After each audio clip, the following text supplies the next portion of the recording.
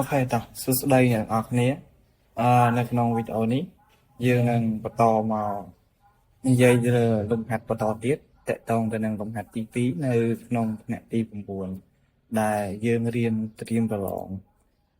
diploma ខាងមុខនេះអូខេតែកុំឲ្យខាតពេលយូរយើងទៅមើលលំហាត់ទាំងអស់គ្នា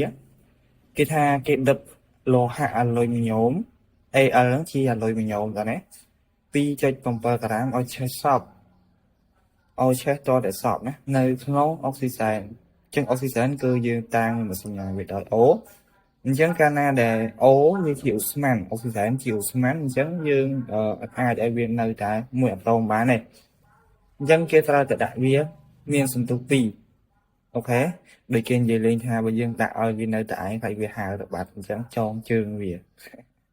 អូខេតោះអញ្ចឹងសំណួរកគេឲ្យយើងសរសេរសមីការតាមប្រតិកម្មសំណួរខគណនាម៉ាស់ឧស្ម័នអុកស៊ីសែនដែលទទួលដែលយកទៅប្រើសំណួរកគណនាម៉ាស់អង្គធាតុដែលទទួលបានហើយគេឲ្យម៉ាស់ម៉ូលអាលុយមីញ៉ូម27និងអុកស៊ីសែន16អញ្ចឹងយើងអានប្រធានប៉ុណ្ណឹងយើងដឹងហើយថាយើងមានបំរាប់អីគេខ្លះអញ្ចឹងនៅក្នុងបំរាប់របស់យើងទី1នោះយើងមានម៉ាស់របស់អាលុយមីញ៉ូមប៉ុន្តែម៉ាស់របស់អុកស៊ីសែនគឺយើងអត់មានទេអញ្ចឹងយើងអាចទៅធ្វើវាតាមរយៈ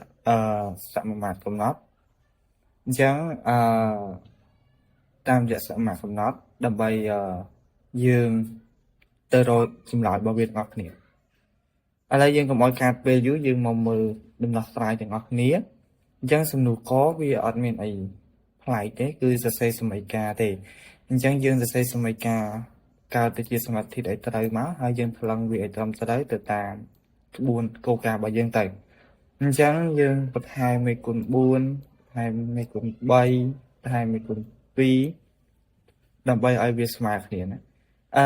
គ្រូគាត់បានលម្អិតបន្ថែមទេនៅក្នុងសមីការនេះបើពួកយើងអត់ច្បាស់អាចទៅមើលនៅវីដេអូមុនអូខេអញ្ចឹងក្នុងកន្លែងនេះក៏គ្រូបានប្រាប់ហើយម្ដងដែរយើងរបៀបនៅក្នុងការសរសេរណាយើងរាយវាចឹងមកហើយអានេះគឺយើងយក108នេះបានន័យថាវាបានមកពី4គុណនឹង27អញ្ចឹង4ហ្នឹងគឺជាមេគុណនៅមុខអាលុយមីញ៉ូមនេះ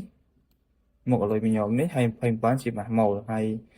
6គុណនឹង16នេះវាបានមកពីមេគុណ3គុណជាមួយនឹង2នេះហើយគុណថែមនឹងម៉ាស់ម៉ូល16របស់អុកស៊ីសែនអញ្ចឹងយើងបាន96ហើយអានេះដូចគ្នាដែរវាដូចគ្នាទេយើងចម្លើយវាចេញមកបាន204អញ្ចឹងយើងរាយមកគេថាគេយក2.7 ក្រាមហ្នឹងទៅដាក់ជាមួយនឹងឲ្យឆេះសពជាមួយនឹងអុកស៊ីសែនអញ្ចឹងអុកស៊ីសែនយើងអត់ដឹងថាវាចេះសពអស់ប៉ុន្មានទេគេអត់ដឹងទេតើណាអញ្ចឹងហើយបន្ទាប់មកម៉ាស់អង្គធាតុដែលទទួលបានក៏គេអត់ដឹងថាគេទទួលបានប៉ុន្មានដែរអូខេអញ្ចឹងយើងត្រូវទៅរកវាយើងនៅក្នុងសំណួរខហ្នឹងយើងត្រូវទៅរកម៉ាស់អុកស៊ីសែនដែលយើងយកវាមកប្រើហ្នឹងឯងអញ្ចឹងយើងធ្វើតាមសមីការមកបើសិនជាយើងប្រើនឹងយើងវិចារណាបើសិនជាយើងប្រើលុយមីញ៉ូម108ក្រាមអញ្ចឹងយើងត្រូវការអុកស៊ីសែន96ក្រាមប៉ុន្តែបើសិនជាយើងប្រើ2.7 ក្រាមនៃអាលុយមីញ៉ូមអញ្ចឹងយើងត្រូវការគេអុកស៊ីសែន m ក្រាមឬក៏យើងតាំងវាដោយ x អញ្ចឹងយើងធ្វើតាមសមាមាត្រកំណត់មកយើងបាន108ចែកនឹង2.7ហើយ96ចែកនឹង m អុកស៊ីសែនដែលយើងចង់បានហ្នឹងអញ្ចឹងយើងបោះរក m អុកស៊ីសែនមកយើងបាន96គុណ27ចែកនឹង108អញ្ចឹងចម្លើយរបស់យើងគឺ 2.4 ហើយយើងដាក់ដូចនេះឲ្យស្អាតមកណាអញ្ចឹងយើងចូលមកគណនាម៉ាស់អង្គធាតុដែលទទួលបានវិញម្ដងអញ្ចឹងម៉ាស់អង្គធាតុដែលទទួលបានយើងនឹងស្រាប់ហើយវាជាអាលុយមីនឬក៏យើងហៅវាថាអាលុយមីញ៉ូមអុកស៊ីតអញ្ចឹងបើសិនជាយើងប្រើឬក៏គេប្រើ108ក្រាមនៃអាលុយមីញ៉ូមអញ្ចឹងគេទទួលបានអាលុយមីនហ្នឹង204ក្រាមហើយបើសិនជាគេប្រើ2.7អញ្ចឹងគេទទួលបានម៉ាស់អង្គធាតុហ្នឹងគឺយើងអត់ដឹងទេតើណាយើងអត់ដឹងថាយើងទទួលបានប៉ុន្មានទេអញ្ចឹងយើងត្រូវទៅរកវាអញ្ចឹងយើងធ្វើតាមសមាមាត្រកំណត់តែមក